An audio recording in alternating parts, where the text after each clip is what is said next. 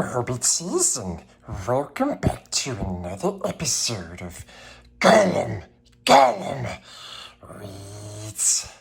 Today, Gollum is starting a new series where he reads as the Hobbit. Filthy, nasty Hobbits. Today, we are starting with Chapter 1. An unexpected party. In a hole in the ground, there lived a hobbit, not a nasty, dirty, wet hole filled with the ends of worms and an oozy smell, nor yet a dry, bare, sandy hole with nothing in it to sit down or to eat. It was a hobbit hole, and that means comfort. It had a perfectly round door, like a porthole, painted green, with a shiny yellow brass knob in the exact middle. The door opened onto a tube-shaped hall, like a tunnel. A very comfortable tunnel without smoke, with paneled walls and floors, tiled and carpeted, provided with polished chairs and lots of pegs for hats and coats, yes. The Hobbit was fond of visitors. The tunnel wound on, going fairly, but not quite straight into the side of the hill.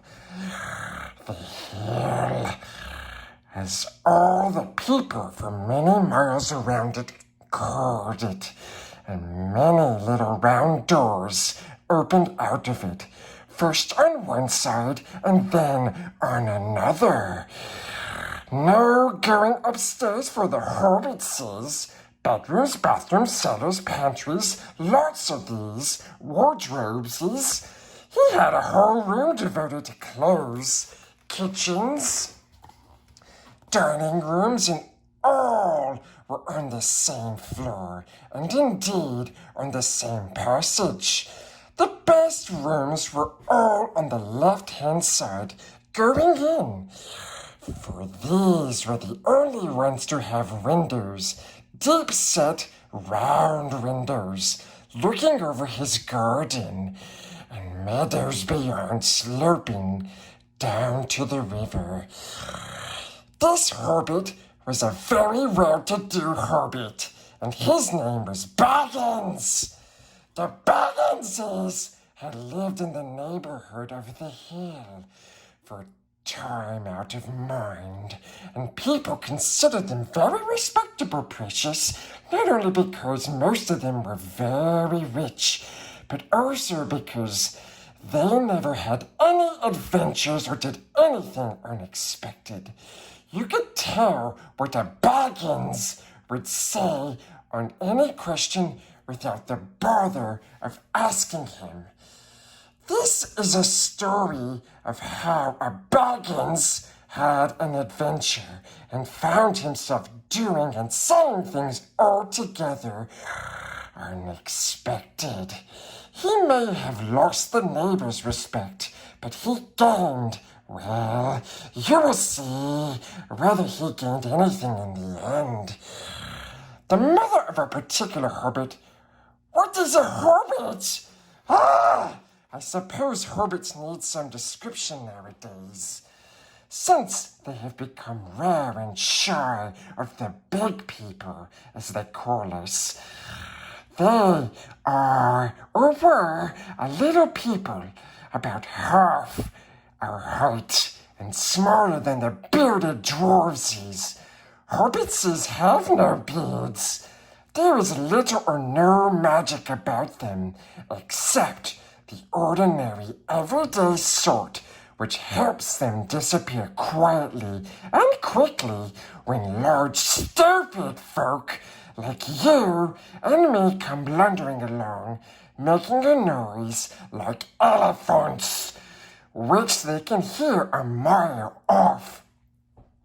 They are inclined to be fat in the stomach, They dress in bright colors, chiefly green and yellow, yes, wear no shoes because their feet grow natural leathery soles and thick, warm brown hair, like the stuff on their head, which is curly, have long, clever brown fingers, clever indeed, good-natured faces and a laugh, deep, fruity laughs, especially after dinner, which they have twice a day when they can get it.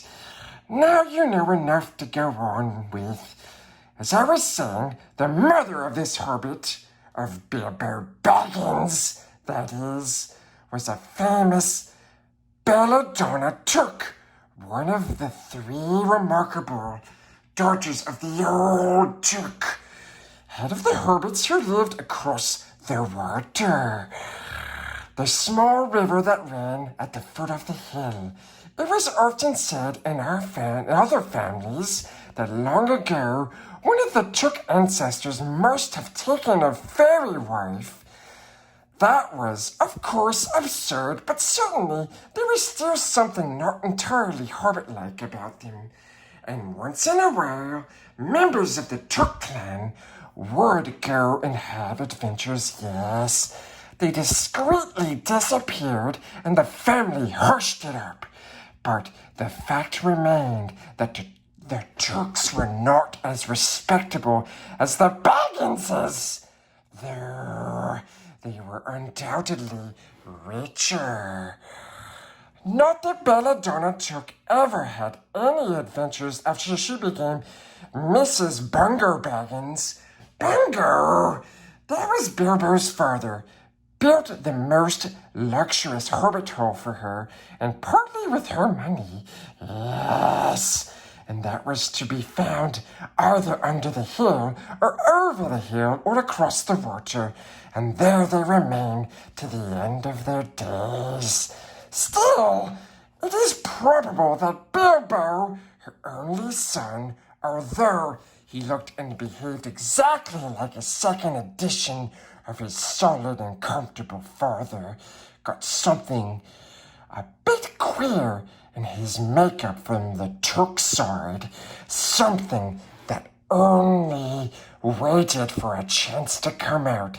The chance never arrived until Bilbo Baggins was grown up, being about 50 years old or so, and living in the beautiful Hobbit hole built by his father, which I have just described for you, until he had in fact apparently settled down immovably.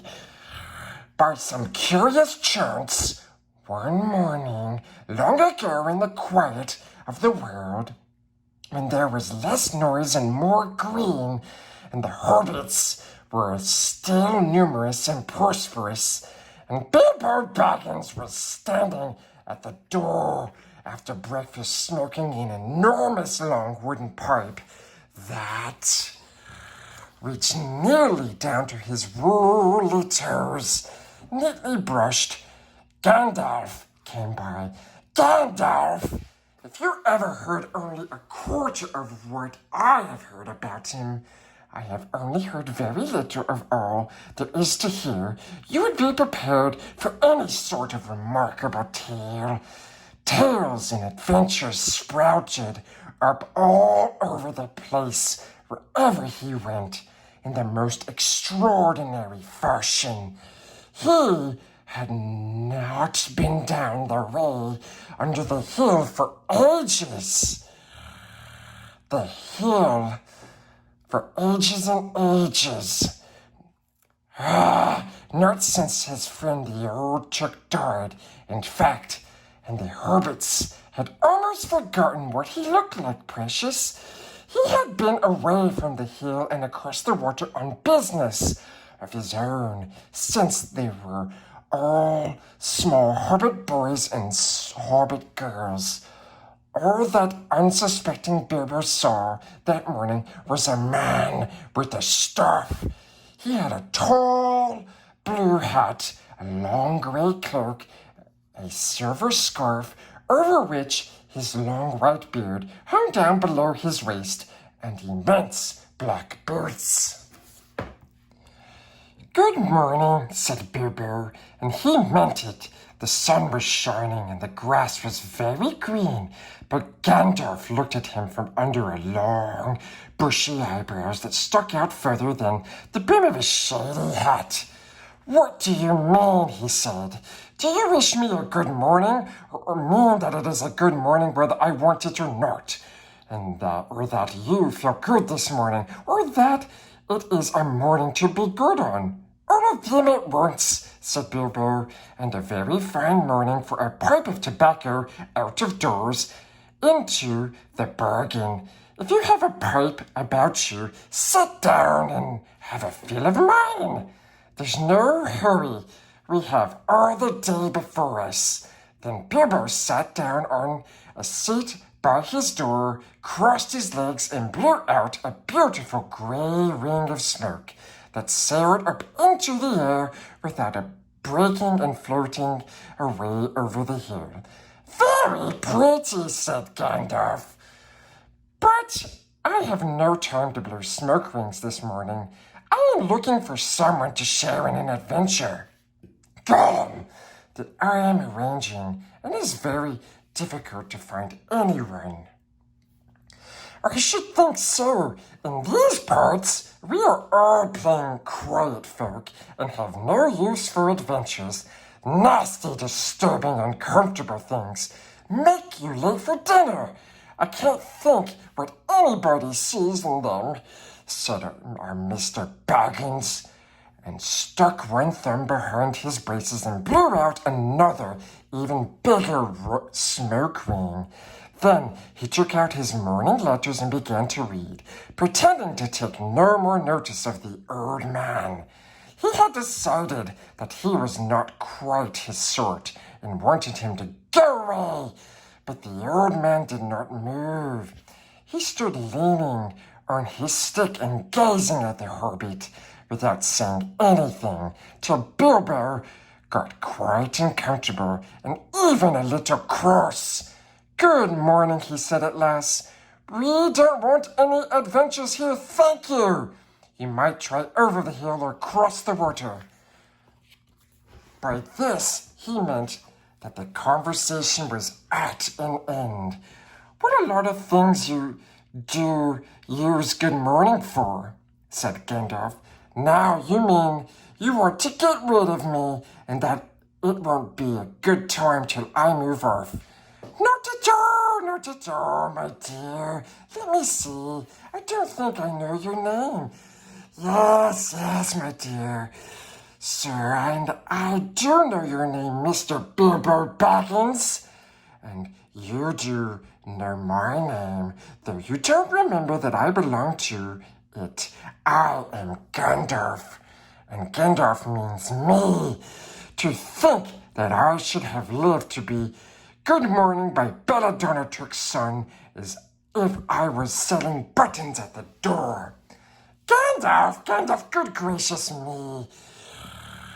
Not the wandering wizard that gave old Turk a pair of magic diamond studs that fastened themselves and never came undone till ordered. Not the fellow who used to tell such wonderful tales at parties about dragons and goblins and giants and the rescue of princesses and unexpected luck of widows' sons. Not the man that used to make such particular excellent fireworks. I remember those. Old Turk used to have them on Midsummer's Eve. Splendid. They used to go up like great lilies and snapdragons and labyrinths of fire and hang in the twilight all evening. You will notice already that Mr. Baggins was not quite so prosy as he liked to believe. Also, that he was very fond of fall flowers. Dear me, he went on, not the Gandalf, who was responsible for so many quiet lads and lasses going off into the blue for mad adventures. Anything from climbing trees to visiting elves or sailing in ships, sailing to other shores, bless me. Life used to be quite You used to upset things badly in these parts once upon a time. I beg your pardon, but I had no idea you were still in business. What else should I be, said the wizard. All the same, I am pleased to find you remember something about me. You seem to remember my fireworks kindly, at any rate, and that is not without hope. Indeed, for your old grandfather Took's sake, and for the sake of poor Belladonna, I will give you what you asked for. I beg your pardon, I haven't asked for anything. Yes, you have. Twice now. My pardon. I give it to you. In fact, I will go so far as to send you on this adventure. Very amusing for me. Very good for you. And profitable too. Very likely, if you ever get over it. Sorry, I don't want any adventures, thank you. Not today. Good morning, but please come to tea any time you like. Why not tomorrow? Come tomorrow. Goodbye. With that, the Hobbit turned and scuttled inside his round green door and shut it as quickly as he dared. Not to seem rude, wizards, after all, are wizards. Yes. What on earth did I ask him to tea for? He said to himself as he went to the pantry. He had only just had breakfast, but he thought a cake or two and a drink of something would do him good after his fright. Gandalf, in the meantime, was still standing outside the door and laughing long but quietly. After a while, he stepped up and with a spike on his staff, scratched a queer sign on the Hobbit's beautiful green front door. Then he strode away, just about the time when Gerber was finishing his second cake and beginning to think he had escaped adventures very well. The next day, he had almost forgotten about Gandalf. He did not remember things very well, unless he put them down on his engagement tablet, like this. Gandalf Tea Wednesday. Yesterday, he had been too frustrated to do anything of the kind. Just before tea time, there came a tremendous ring on the front doorbell. Then he remembered. He rushed out and put on the kettle and put out another cup and saucer and an extra cake or two and ran to the door. I'm sorry to keep you waiting, he was going to say, when he saw that it was not Gandalf at all. It was a dwarf with a blue beard tucked into a golden belt and very bright eyes precious under his dark green hood. As soon as the door was open, he pushed inside, just as if he had been expected. He hung his hooded cloak on the nearest peg and, "Dwelling at your service," he said with a low bow. "Bilbo Baggins at yours," said the Hobbit, too surprised to ask any questions for the moment. When the silence that followed had become uncomfortable precious, he added, "I am just about to take tea. Pray come and have some tea with me." A little stiff, perhaps, but he meant it kindly. And what would you do if an uninvited dwarf came and hung his things up in your hall without a word of explanation?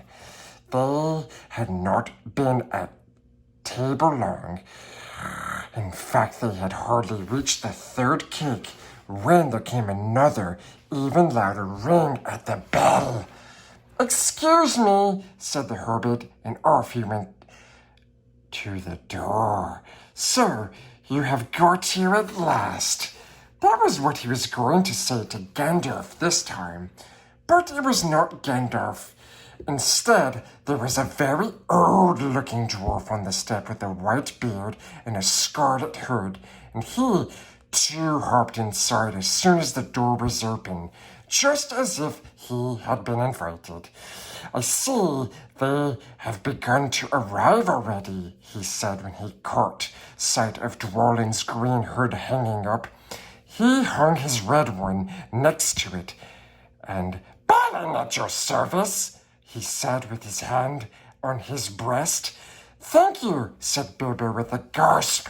It was not the correct thing to say, but they have begun to arrive, and flustered him badly. He liked visitors, but he liked to know them before they arrived, and he preferred to ask himself. He had a horrible thought that the cakes might run short, and then he, as the host, he knew his duty and stuck to it, however painful. He might have to go without. "Come along in and have some tea," he managed to say after taking a deep breath. "A little beer would suit me, if it is all the same to you, my good sir," said Balin with a white beard. "But I don't mind some cake, seed cake if you have any." "Lots!" Dere found himself answering to his own surprise. He found himself scuttling off, too, to the cellar to fill a pint beer mug, and then to a pantry to fetch 2 beautiful round seed cakes, which he had baked that afternoon for his after-supper morsel. When he got back to Balin and Dwalin, were talking at the table like old friends. As a matter of fact, they were brothers. Gerber plumped down the beer and the cake in front of them when loud came a ring at the bell again. Then another ring. Gandalf for certain this time, he thought, as he puffed along the passage. But it was not. It was 2 more dwarfsies, both with blue hoods, silver belts, and yellow beards, and each of them carried a bag of tools and a spade. If they hoped, as soon as the door began to open, Gerber was hardly surprised at all. "What can I do for you, my dwarfs?" he said. "Killy at your service," said the one, and "Filly," added the other, and they both swept off their blue hoods and bowed. "At yours and your families," replied Gerber, remembering his manners this time. "Dwalin and Balin here. Already, I see," said Killy. "Let us join the throng." "Throng!" thought Mr. Boggins. "I don't like the sound of that. I really must sit down for a minute and collect my wits and have a drink." He had only just had a sip in the corner, while the 4 dwarfs sat down at the table and talked about mines and Gerd, and troubles with the goblinses, and the depredations of dragons, and lots of other things which he did not understand, and he did not want to, for they sounded much too adventurous.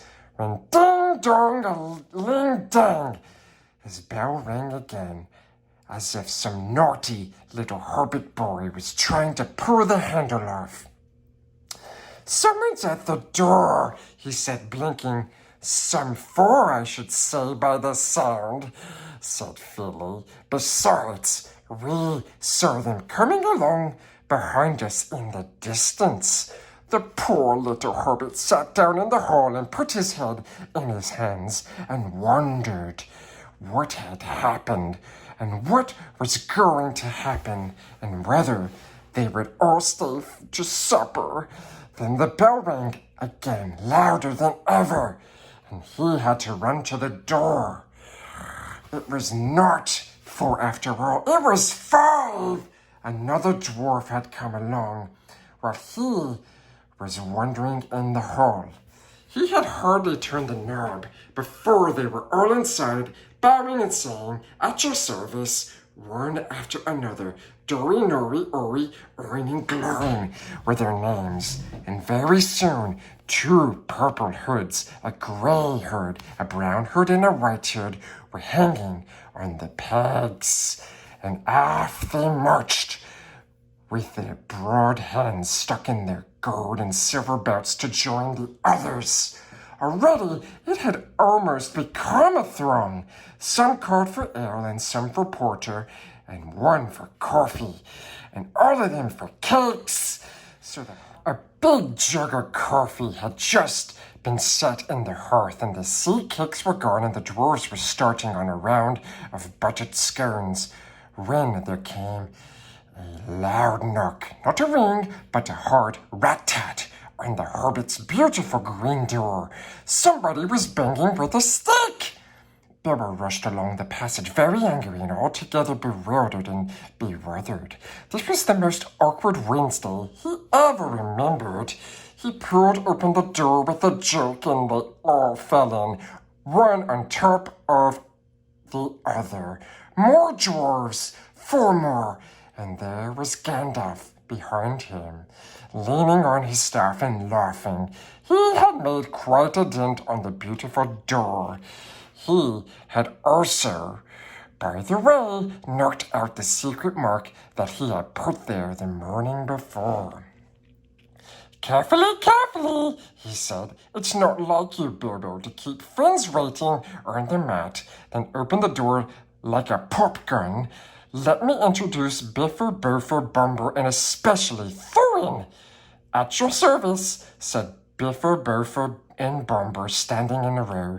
Then they hung up 2 yellow hoods and a pale green one, and also a sky blue one with a long silver tassel. This last belonged to Thorin, an enormously important dwarf. In fact, no other than the great Thorin Oakenshield himself, who was not at all pleased at falling flat on Bilbo's mat with Biffer, Boffer, and Bumber on top of him. For one thing, Bumber was immensely fat and heavy. Thorin indeed was very hearty, and said nothing about service. But poor Mr. Boggins said he was sorry so many times that at last he grunted, "Pray, don't mention it," and stopped frowning. "Gollum! Now, we are all here," said Gandalf, looking at the row of 13 hoods, the best detachable party hoods, and his own hat hanging on the pegs. "Quite a merry gathering. I hope there is something left for the latecomers to eat and drink. What's that? Tea? No, thank you. A little red wine, I think, for me." "And for me," said Thorin. "And raspberry jam and an apple tart," said Biffer. "And mince pies and cheese," said Boffer. "And pork pie and salad," said Bumber. "And more cakes and ale and coffee, if you don't mind," called the other dwarves through the door. "Put on a few eggs, there's a good fellow," Gandalf called after him as the hobbits stumped off to the pantries. "And just bring out the cold chicken and pickles. Seems to know as much about the inside of my larders as I do myself," thought Mr. Baggins, who was feeling positively flummoxed and was beginning to wonder whether the most wretched adventure had not come right into his house. By the time he had got all the bottles and dishes, and the knives and forks and glasses and plates and spoons and things piled up on big trays, he was getting very hot and red in the face and annoyed. "Confiscate and be bothered, these dwarves," he said aloud. "Why, don't they come in and lend a hand? Lo and behold, there stood Berlin and Dwellin at the door of the kitchen, and Feely and Keely behind him, and before he could say knife, they had whisked the trays and a couple of small tables into the parlor and set everything afresh. Gandalf sat at the head of the party with 13 dwarves all around, and Bilbo sat on a stool at the fireside, nibbling a biscuit. His appetite was quite taken away, and trying to look as if this was all perfectly ordinary and not in the least an adventure. The dwarves ate and talked and time got on. At last, they pushed their chairs back, and Gerber made a move to collect the plates and glasses. "I suppose you will all stay to supper," he said in his politest, pressing tones. Of course, said Thurin, and after all, we shan't get through the business till late, and we must have some music first. Now clear up! Thereupon the 12 dwarves, not Thorin, he was too important, and staying talking to Gandalf, jumped to their feet and made tall piles of all things. Off they went, not waiting for trays, balancing columns on plates, each with a bottle on the top with one hand, while the Hobbit ran after them, almost squeaking with fright. Please be careful, and please don't trouble, I can manage. But the dwarves only started to sing. Chip the glasses and crack the plates, blunt the knives and bend the forks. That's what Bilbo Baggins hates. Smash the bottles and burn the corks. Cut the cloth and tread on the fat. Pour the milk on the panchafore. Leave the bones on the bedroom mat. Splash the wine on the every door. Dump the crocks in a boiling bowl. Pound them up with a thumping paw. And when you've finished, if you in your hole, send them down the hall to roll. That's what Bilbo Baggins hates. So carefully with the plates. And of course, they did none of those dreadful things, and everything was cleaned and put away safe as quick as lightning, while the Hobbit was turning round and round in the middle of the kitchen trying to see what they were doing. Then they went back and found Thorin, with his feet on the fender, smoking a pipe.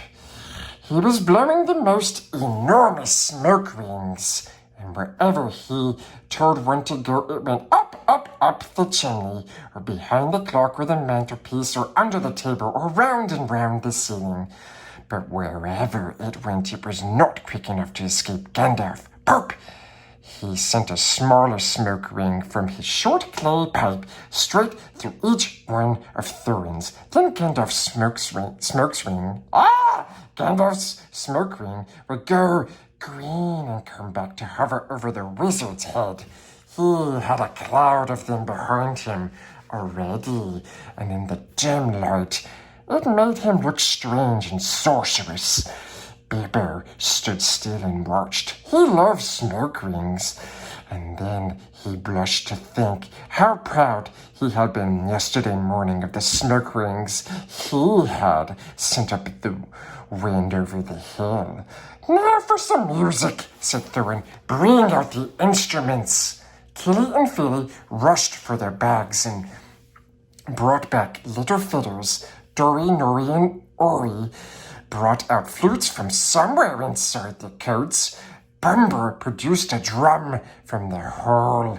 Biffer and Boffer went out too, and came back with the clarinets that they had left among the walking sticks. Dwalin and Bolin said, "Excuse me, I left mine on the porch." "Just bring mine in with you," said Thorin. They came back with the viols and as big as themselves, and with Thorin's harp wrapped in a green cloth. It was a beautiful golden harp, and when Thorin struck it, the music began all at once, so sudden and sweet that Gerber forgot everything else and was swept away into the dark lands under the strange moons, far over the water and very far from his hobbit hole under the hill. The dark came into the room from the little window that opened in the side of the hill. The firelight flickered.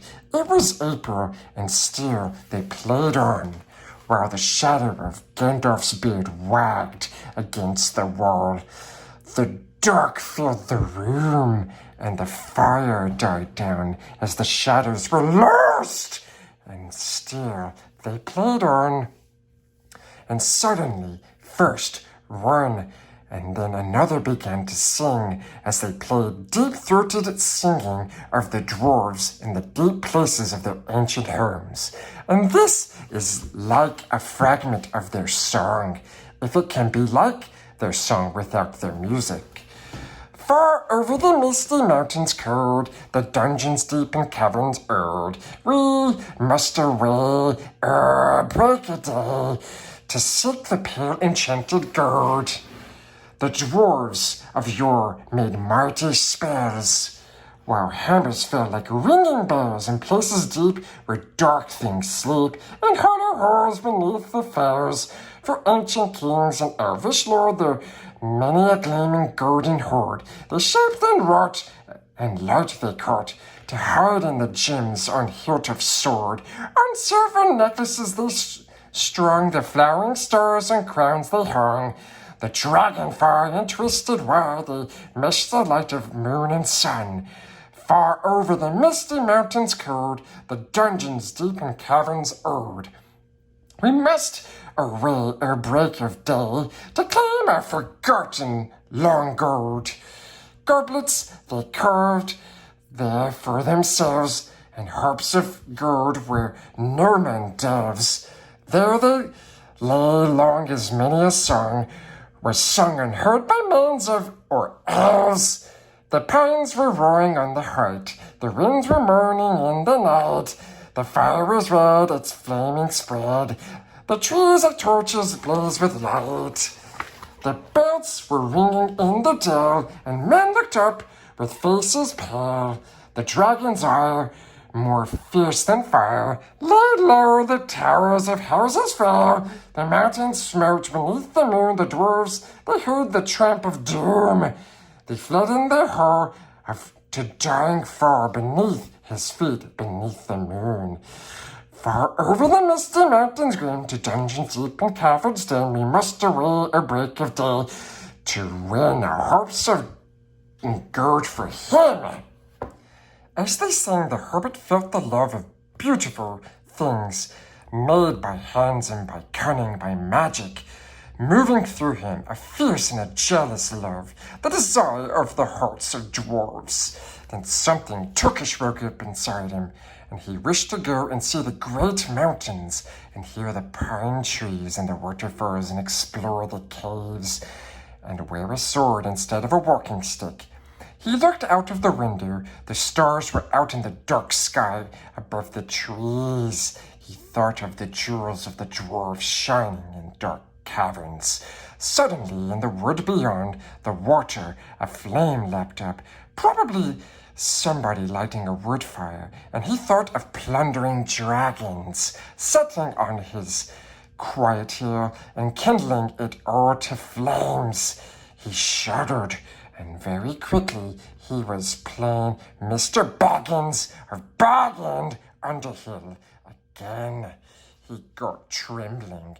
He had less than half a mind to fetch the lamp, and more than half a mind to pretend to go and hide behind the beer barrels in the cellar and not come out again until all the dwarves had gone away.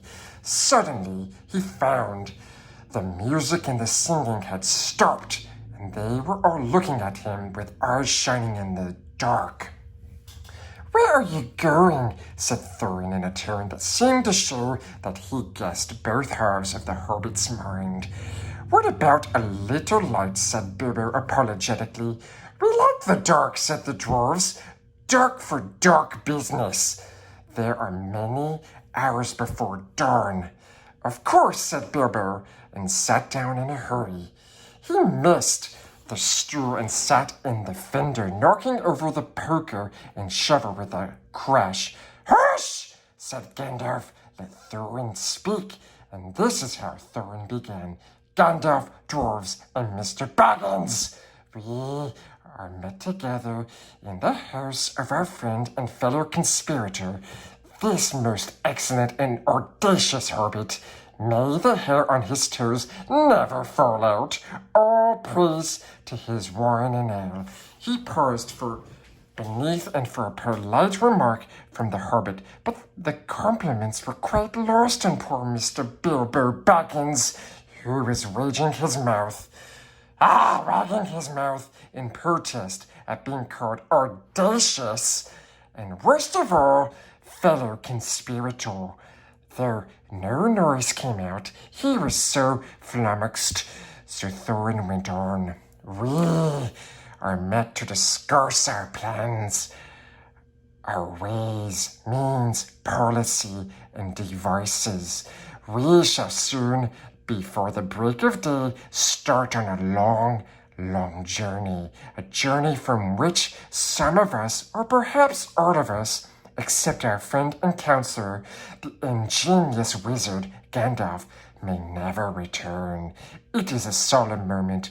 Our object is, I take it, well known to us all, to the estimable Mr. Baggins, and perhaps to one or two of the younger dwarves. I think it should be right in naming Keely and Feely, for instance. The exact situation at the moment may require a little brief explanation. This was Thorin's style. He was an important dwarf. He had been allowed.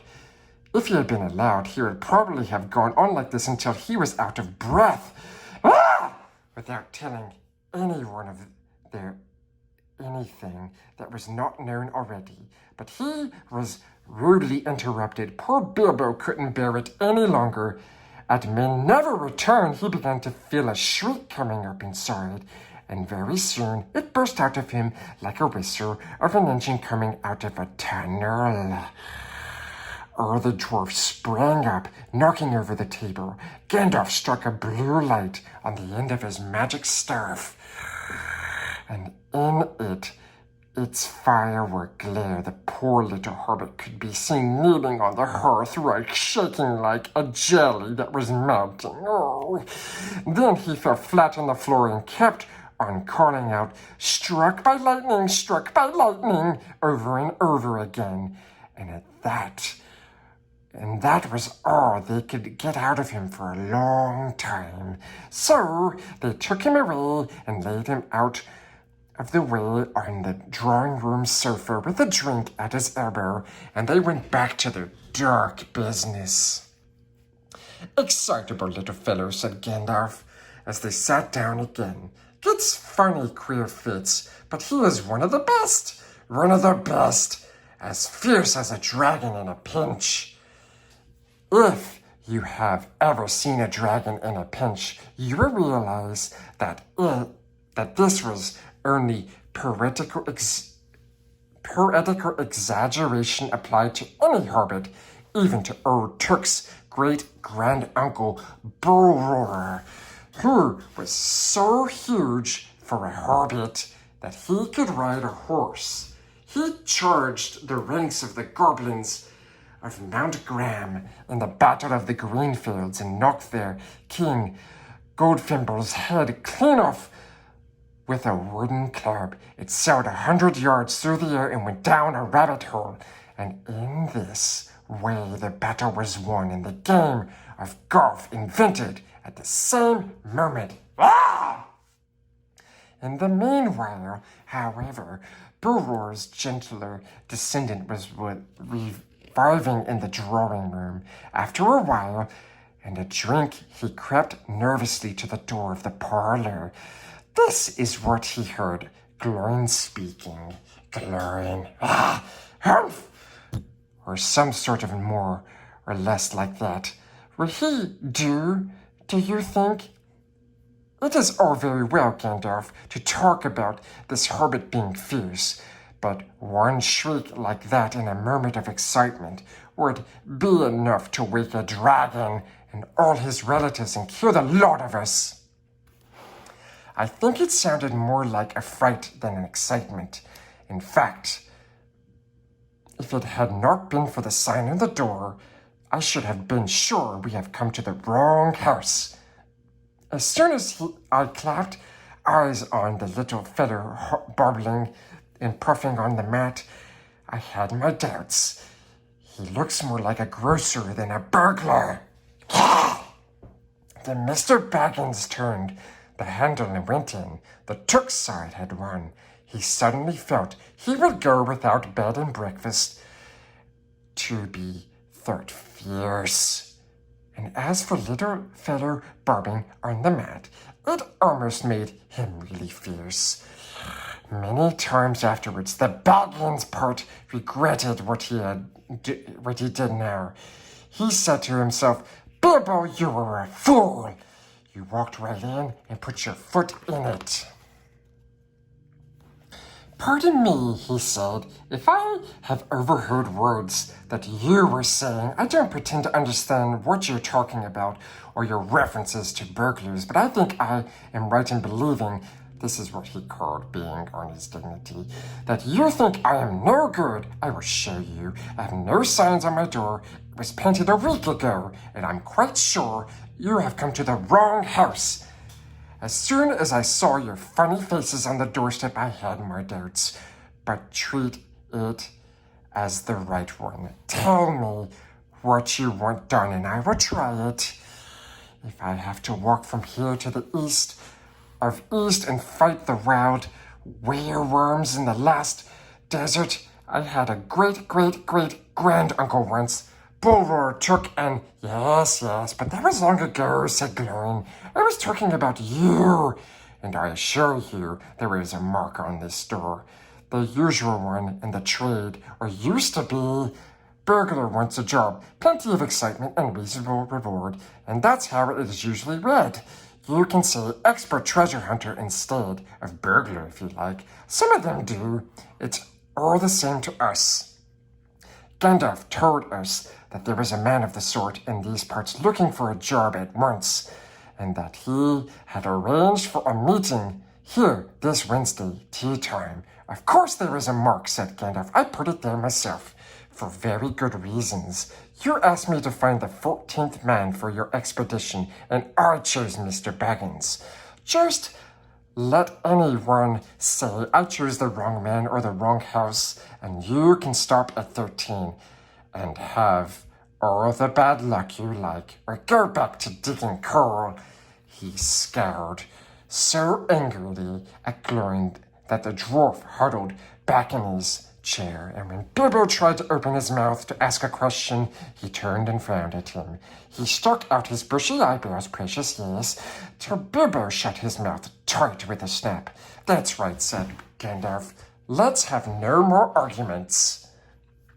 I have chosen Mr. Baggins, and that ought to be enough for all of you.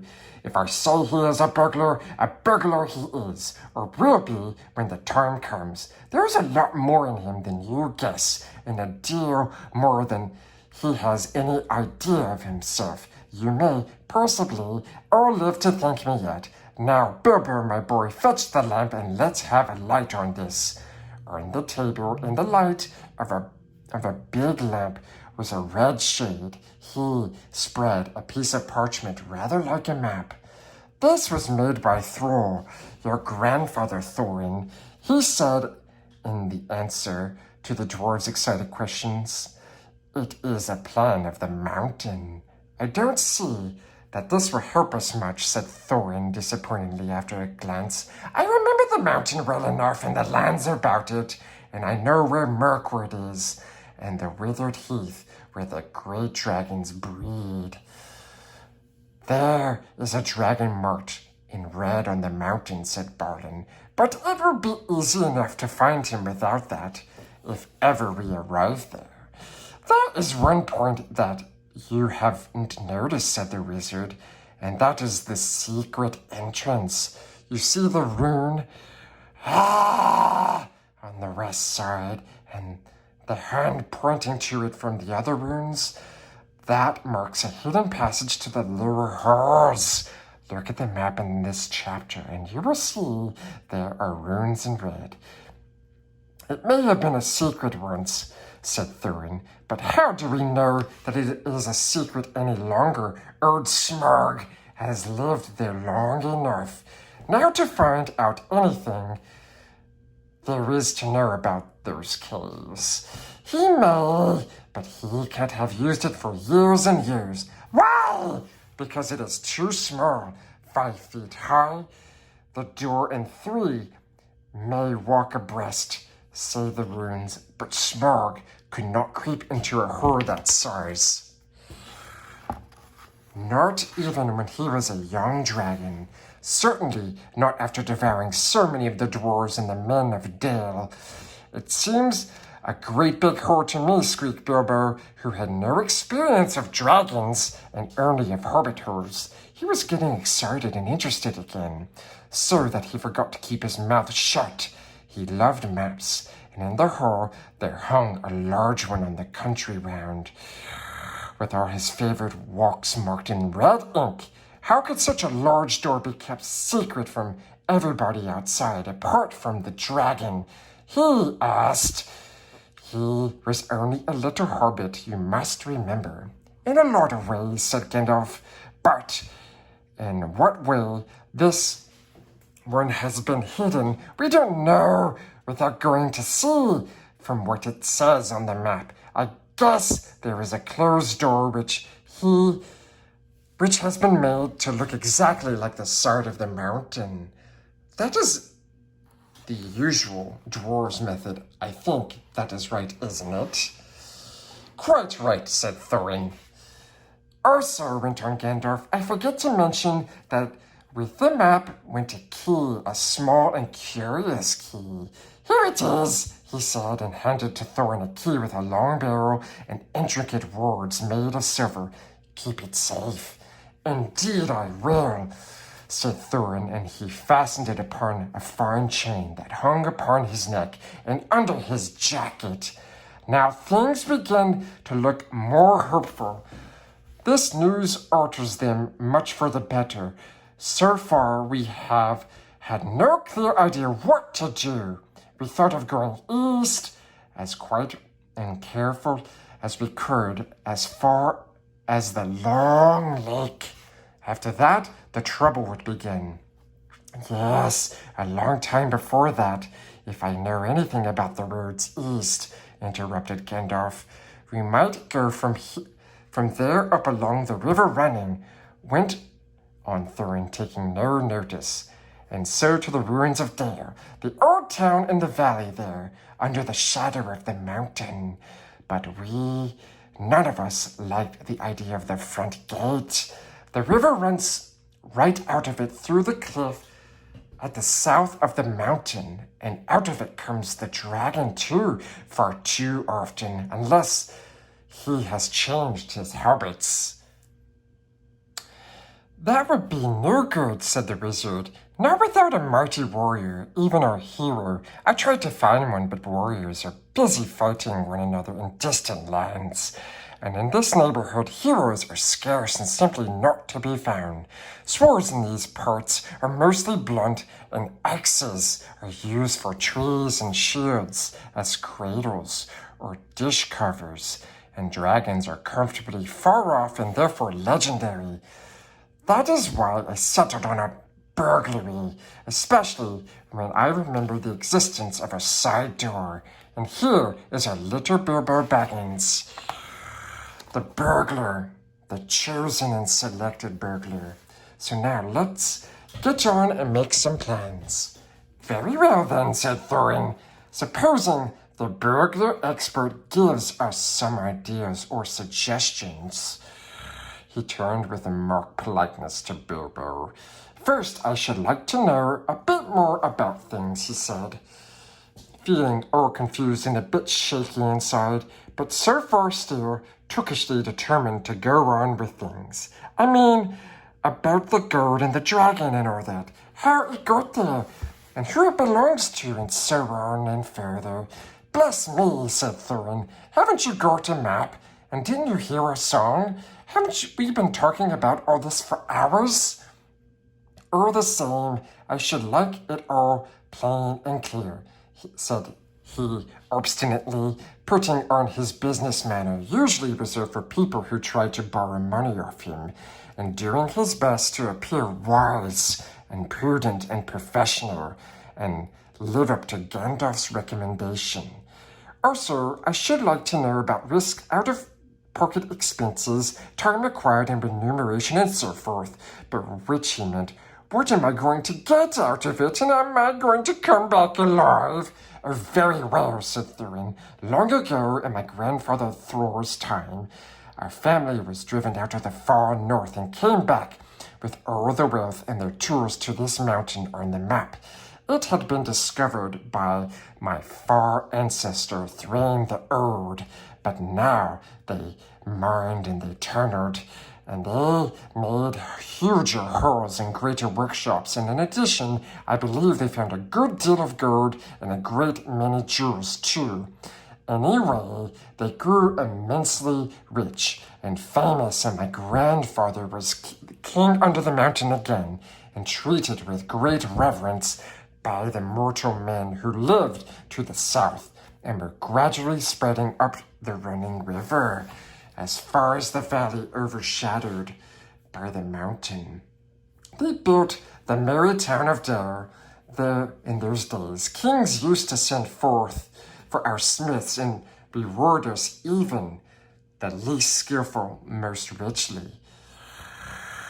Fathers would beg us to take their sons and apprentices and pay us handsomely, especially in the food supplies, which we never bothered to grow or find ourselves. Altogether, those were the good days for us, and the poorest of us had money to spend and to lend, and leisure to make beautiful things just for the fun of it, not to speak of the most marvelous and magical toys, the like of which is not to be found in the world nowadays. So my grandfather's halls became full of armor and jewels and carvings and cups, and the toy market of Dere was the wonder of the north.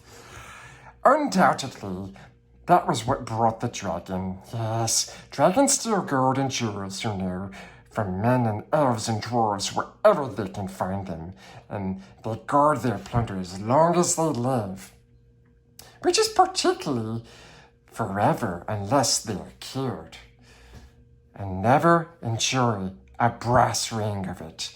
Indeed, they hardly know a good bit of work from a bad, though they usually have a good notion of the current market value, and they can't make a thing for themselves, not even mend a little loose scale of their armor. There were lots of dragons in the north in those days, and gold was probably getting scarce up there, with the dwarves flying south or getting killed, and all the general waste and destruction that dragons make going from bad to worse. There was a most especially greedy, strong, and wicked worm called Smirk. One day, he flew up into the air and came south. The first we heard of it was a noise like a hurricane coming from the north, and the pine trees on the mountain creaking and cracking in the wind. Some of the dwarves who happened to be outside, I was one, luckily, a fine adventurous lad in those days, always wandering about, and it saved my life that day. Well, from a good way off, we saw the dragon settle on a mountain in a spout of flame. Then he came down the slopes, and when he reached the woods, they all went up in fire. By the time the bells were ringing in Dere and the warriors were arming, the dwarves rushed out of their great gate, but there was a dragon waiting for them. None escaped that way. The river rushed up in steam and fog fell on Dere, and in the fog the dragon came on them and destroyed most of the warriors. The usual unhappy story. It was only too common in those days. Yes, then he went back and crept in through the front gate and routed out the halls and lanes and tunnels and alleys, cellars, mansions, and passages. After that, there were no dwarves left inside, and he took all their wealth for himself. Ah! Probably, for that is the dragon's way. He has piled it all up in the great heap far inside, and sleeps on it for a bed. Silly dragons. Later he used to crawl out of the great gate and come by night to Dere and carry away people, especially maidens, to eat, until Dere was ruined and all the people dead or gone. What goes on there now I don't know for certain, but I don't suppose anyone lives nearer to the mountain than the far edge of the long lake nowadays. The few of us that were well outside sat and wept in hiding and cursed Smirk, and there we were unexpectedly joined by my father and my grandfather and singed beards. They looked very grim, but they said very little. When I asked how they had got away, they told me to hold my tongue and said that one day, in the proper time, I should know. After that, we went away, and we have had to earn our living as best we could up and down the lands, often enough sinking as low as blacksmith work or even coal mining. But we have never forgotten our stolen treasure, and even now I will allow we have had a good bit laid by and are not so badly off. Here, Thorin stroked in the gold chain round his neck. We still mean to get it back and to bring our curses home to Smaug if we can. I have often wondered about my father's and my grandfather's escape. I can see now they must have had a private side door which only they knew about. Apparently they made a map. I should like to know about how Gandalf got hold of it and why it did not come down to me, the rightful heir. I did not get hold of it. I was given it, said the wizard. Your grandfather Thor was killed, you remember, in the mines of Moria by the Azog, the goblin. Curse his name. Yes, said Thorin. And Thrain, your father, went away on the 21st of April 100 years ago, last Thursday, and he has never been seen by you since. True, said Thorin. Well, your father gave me this to give to you, and if I had chosen my own time and way of handling it over, you can hardly blame me, considering the trouble I had to find you. Your father could not remember his own name when he gave me the paper, and he never told me yours. So, on the whole, I think I ought to be praised and thanked. Here it is, said he, handing the map to Thorin. I don't understand, said Thorin, and Gerber felt he would have liked to say the same. The explanation did not seem to explain. Your grandfather, said the wizard slowly and grimly, gave the map to his son for safety before he went into the mines of Moria. Your father went away to try his luck with the map after your grandfather was killed, and lots of adventures of most unpleasant sort he had, but he never got near the mountain. How he got there, I don't know, but I found him in a prison in the dungeons of a necromancer. Whatever were you doing there? Asked Thorin with a shudder, and all the dwarves shivered. Never you mind. I was finding things out, as usual, and a nasty, dangerous business it was. Even I, Gandalf, only just escaped. I tried to save your father, but it was too late. He was witless and wandering, and had forgotten almost everything except the map and key. We have long ago paid the goblins of Moria, said Thorin. We must give a thought to the necromancer. Don't be absurd. He is an enemy far beyond the powers of all the dwarves put together. If they could all be collected again from the four corners of the world, the one thing your father wished was for his son to read the map and use the key. The dragon and the mountain are more than big enough tasks for you. Hear, said Bilbo, and accidentally said it aloud. Hear what? They all said, turning suddenly towards him. And he was so flustered, and he answered, Hear what I have got to say. What's that? They asked. Well, I should say that you ought to go east and have a look around. After all, there is the side door, and the dragons must sleep sometimes. I suppose if you sit on the doorstep long enough, I dare say You will think of something, and well, don't you know, I think we have talked long enough for one night, if you see what I mean. What about bed and an early start and all that? I will give you a good breakfast before you go. Before we go, I suppose you mean, said Thorin. Aren't you the burglar? And isn't sitting on the doorstep your job? Not to speak of getting inside the door, but I agree about bed and breakfast. I like 6 eggs with my ham when starting on a journey, fried, not poached, and mind you don't break them. After all, the others had ordered their breakfasts without so much as a please, which annoyed Bilbo very much. They all got up. The Hobbit had to find room for them all, and filled all his spare rooms and made beds on chairs and sofas before he got them all stirred and went to his own little bed, very tired and not altogether happy. One thing he did not make his mind up about was not to bother to get up very early and cook everybody else's wretched breakfast. The tookishness was wearing off, and he was now quite so sure that he was going on any journey in the morning. As he lay in bed, he could hear Thorin still humming to himself in the best bedroom next to him. Far over the misty mountains curd, to dungeons deep and caverns erred, we must away ere break of day, to find our long-forgotten Gerd. Bilbo went to sleep with that in his ears, and it gave him very uncomfortable dreamsies. It was long after the break of day when he woke up.